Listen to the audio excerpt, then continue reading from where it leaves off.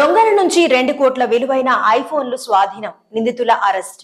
Cell phone showroom నుంచి ఐఫోన్లు దొంగిలించి వాటిని బంగ్లాదేశ్ కు తరలించేందుకు సిద్ధమైన ముఠాను రాజస్థాన్ లోని జైపూర్ పోలీసులు అరెస్ట్ చేశారు. వారి నుంచి 2 కోట్ల విలువైన ఐఫోన్లు, 3.85 కోట్ల నగదు, దొంగతనానికి ఉపయోగించిన కారును స్వాధీనం చేసుకున్నారు. నిందితుల్లో ఒకడైన సఫర్ ఖాన్ మొబైల్ షాప్ యజమాని రవీంద్ర సింగ్ మకీజాకు పాత స్నేహితుడని పోలీసుల ప్రాథమిక దర్యాప్తులో తేలింది. మకీజా 10 ఏళ్ల క్రితం ఇండోర్ లో పనిచేసేందుకు వెళ్లినప్పుడు నిందితుడితో పరిచయం ఏర్పడింది.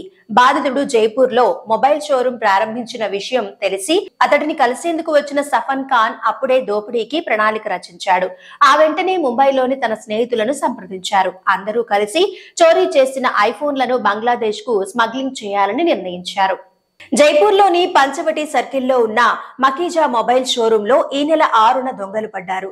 మాస్క్ ధరించిన 3 దొంగలు తొలుత షట్టర్ తొలగించి లోపలికి ప్రవేశించారు. 120 ఐఫోన్లు, 150 పాత ఐఫోన్లు, ఐప్యాడ్లు, మ్యాక్ బుక్లు, షోరూం లోని ఇతర వస్తువులు దొంగిలించారు. వీటి విలువ 2 కోట్లు ఉంటుందని Jaipur police commissioner Biju George Joseph తెలిపారు. ఫోన్లు చోరీ చేసిన దొంగలు తొలుత బైక్ పై పరారయ్యారు. 50 కిలోమీటర్లు వెళ్లాక అక్కడ దానిని వదిలేసి అక్కడి నుంచి కారులో వెళ్లినట్టు సీసీటీవీ కెమెరాలను పరిశీలించిన అనంతరం పోలీసులు ఓ నిర్ధారణకు వచ్చారు.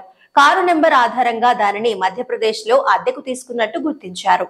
ఈ క్రమంలో నిందితుల కోసం వేట ప్రారంభించిన పోలీసులు మధ్యప్రదేశ్ కు చెందిన సఫన్ ఖాన్, రామ్ భరోస్ పటేల్, జతిన్ హడా, రాజేష్ అలియాస్ ఖన్నా అలియాస్ మామాలను అరెస్ట్ చేశారు. అలాగే చోరీ ఫోన్లను కొనుగోలు చేసిన ముంబైలోని గవాండీకి చెందిన సమీర్ అహ్మద్ షేక్ కూడా సంకెళ్లు వేశారు. అతడి నుంచి ఇప్పటి వరకు 1.5 కోట్ల విలువైన సొత్తును స్వాధీనం చేసుకున్నారు. చోరీ చేసిన ఫోన్లను బంగ్లాదేశ్ తరలిస్తామని గతంలోనూ వారితో అలాంటి ఒప్పందమే కుదుర్చుకున్నట్లు సమీర్ అహ్మద్ విచారణలో